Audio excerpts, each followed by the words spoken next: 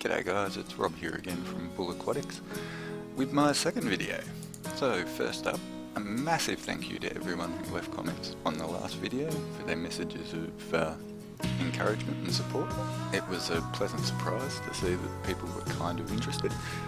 And a massive shout out needs to go to Aquamate for sharing my video on the Fish Tubers page. And a massive shout out to Jason from Cichlids for pointing out that I had misidentified Grover. When I got him, I wasn't sure what he was, so I looked on the net and I got it wrong.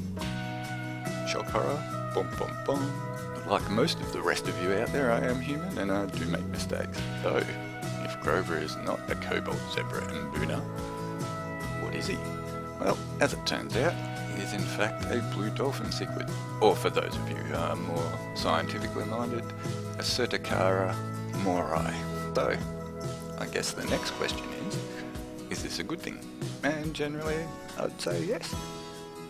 Dolphin cichlids are very peaceful, which was something that I'd noticed about him and I thought was odd when I thought he was an Mbuna. And they develop an awesome nuchal hump, which is another thing that I thought was a little strange. Now the only thing that could be interpreted as a bad thing would be that he is going to grow a lot bigger than previously expected. Anywhere up to 10 inches, which is a big fish. And the only solution for that is going to be getting another tank, a bigger tank. So, how do I care for Grover? Well, like all my other fish, Grover gets what he's bloody given. By which I mean, he gets the water that comes out of the tank. And that tap water has a pH of 7.2 and a general hardness of 140 parts per million and a carbonate hardness of about 160 parts per million. And what does Grover get to eat? Well, Grover gets flake. I don't generally feed them too much flake. I use it to get them to the top of the tank so that they interact with me. It's more of a behavioural thing. They get cichlid pellets and they get algae wafers, fresh blanched vegetables, which they don't seem to like as much as everything else, but they do eat it. Bloodworms and shrimp culls, basically. And I guess the last thing to discuss is how he behaves and what he does all day. Well, what you've been seeing is basically what he does. The recent footage is just after a feeding. While there's flake there, he tends not to go to the surface. He waits for the other fish to knock pieces down, and then he eats all those pieces. And I'd suggest that has a lot to do with what they do in the wild. They tend to keep to a bit deeper water. You can also see that he tends to chase any fish that try and feed out of the middle of the water column, but he doesn't care about what's going on up at the top.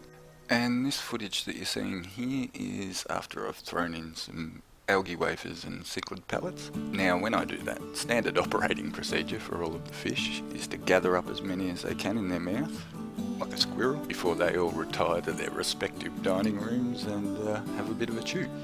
If you watch the footage closely, you can see Grover chewing here. He's got a mouthful of algae wafers, God knows how many, and you can also see him spit some out, probably because he's got too many in his mouth. This is the most aggressive Grover gets as he tries to push the other fish off the substrate. The only other time he gets aggressive is when he's getting it on with the ladies. I guess another thing I should point out is that when he gets scared or upset, the stripes fade, the blue coloration fades, and he gets 3 dark blotches on his side. It's quite weird, but it makes it pretty easy to tell if he's happy or not. And as you guys are unlikely to have the same water conditions as I do, a quick note on that, they should be fine in anything above the water conditions I mentioned earlier, and even probably down to about neutral and a little bit softer. So we come to the end of my second video. Thanks guys for watching this, it's absolutely amazing, and until the next one, look after each other guys.